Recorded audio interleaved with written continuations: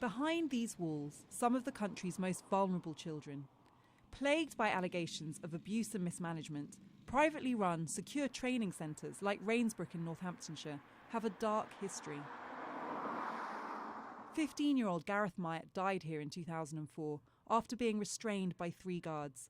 An inquest found numerous failures in the way the centre was run contributed to his death. In May, more than a decade after Gareth Myatt's death, G4S finally lost its contract to run this centre. Inspectors had found staff high on drugs and children suffering racist and degrading treatment. Then in January, evidence emerged of abuse and neglect at another G4S-run centre in Medway. G4S has since decided to sell all its centres. That raises 2 questions. First, are the vulnerable, troubled children inside here being seen as business assets whose care can be bought and sold? And secondly, who will buy them? On the other side of the Atlantic, adult prisons attract their own controversy. At Mississippi's Walnut Grove, an inmate was dragged from his cell, set upon by a gang, and then repeatedly beaten with crates. The ensuing violence is too distressing to show in detail. Moments later, another inmate suffers a sustained attack. Security is nowhere to be seen. It's run by American company MTC. Its British offshoot, MTC Novo, is the group awarded the contract to take over Rainsbrook. Walnut Grove, in 2015, the federal judge found that MTC had failed to take adequate steps to protect the security of the people inside.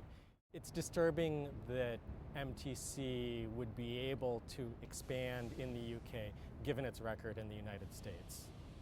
The government insists allegations against MTC in the US relate to the period before the company began running the prisons.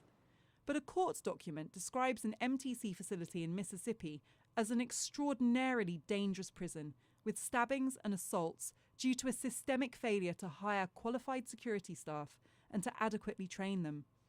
And in November last year, British human rights groups raised concerns about MTC Novo's track record, claiming it has no experience of running residential establishments for vulnerable children.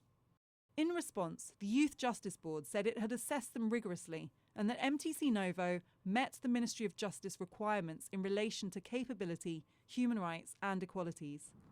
MTC say they inherited pre-existing problems in US prisons, which they've significantly reduced.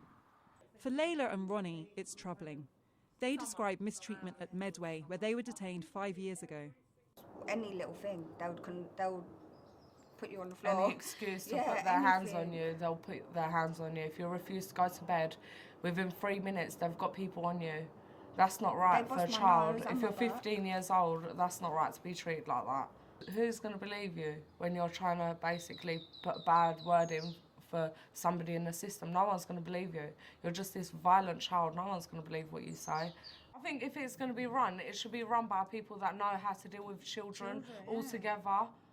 Because you get all kinds of children going there. So much has gone wrong in secure training centres that they're under intense scrutiny. While they'll continue to be profitable, the fear is that it's young people who are paying the price. Afua Hirsch, Sky News.